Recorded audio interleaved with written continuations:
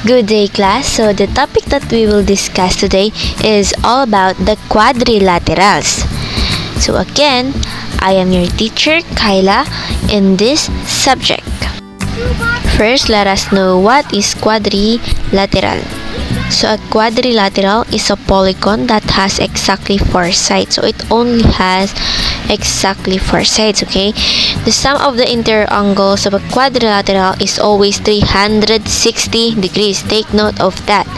So this is the example of a quadrilateral polygon. After that, let's proceed to the kinds of quadrilaterals. First, let us know what is parallelogram. So a parallelogram is a quadrilateral with opposite sides parallel. So here is the example of a parallelogram. So we have here the properties of a parallelogram. First, the opposite sides are parallel. So this is the example of first properties. Second, the opposite angles are congruent.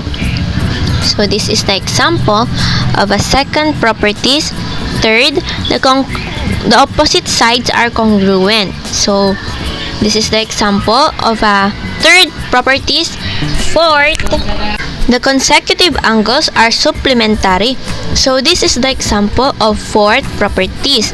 And number 5, the diagonals bisect each other. So this is the example of fifth properties. And last, the number 6, each diagonal divides a parallelogram into 2 congruent triangles. So this is the example of a 6 properties. Next would be the trapezoid.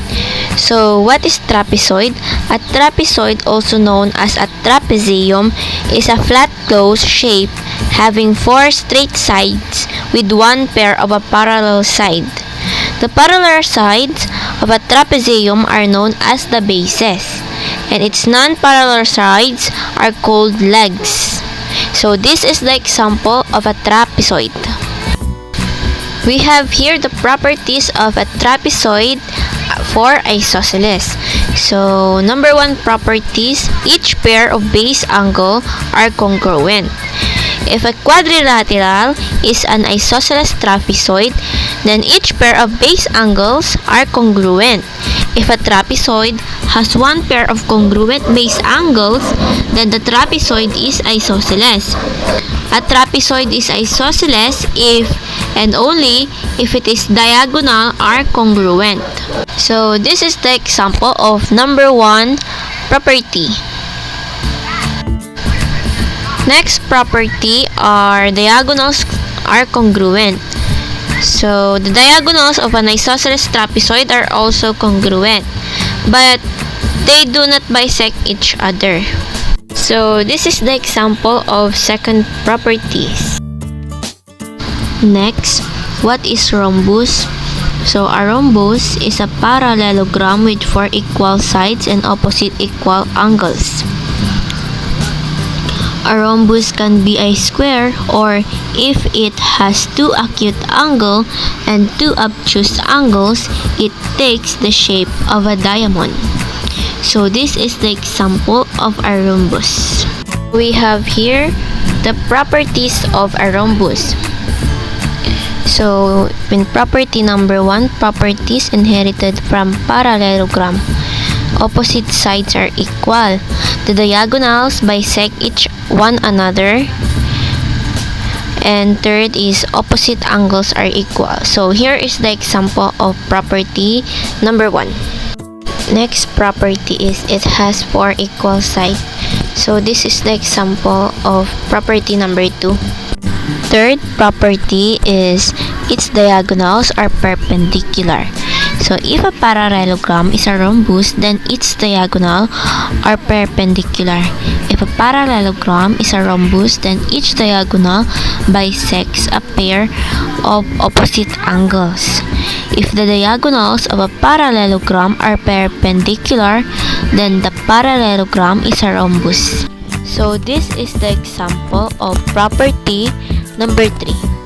The fourth property is each diagonal bisects the angles of the rhombus. So the diagonals bisect each other at right angles. That is, each diagonal cuts the other into two equal parts and the angle where they cross is always 90 degrees. So this is the example of fourth property. Next, a rectangle is a polygon with four sides and four right angles. Every rectangle is a quadrilateral because all rectangles must have four sides. So this is the example of a rectangle. Let's proceed to the properties. So first property, all properties of a parallelogram. Second property is a rectangle has a four right angles. So this is the example of second properties. And in rectangles, number 3 property is its diagonal are congruent. So this is the example of property number 3. Next would be the square. So a square is a quadrilateral with four equal sides and angle. It's also a regular quadrilateral as both sides and angles are equal. Just like a rectangle, a square has four angles of 90 degrees each. It can also be seen as a rectangle whose two adjacent sides are equal. So we have here the properties in a square. So number 1 properties is all properties of parallelogram. Next, all properties of rectangle. Next, all properties of rhombus. So this is the example.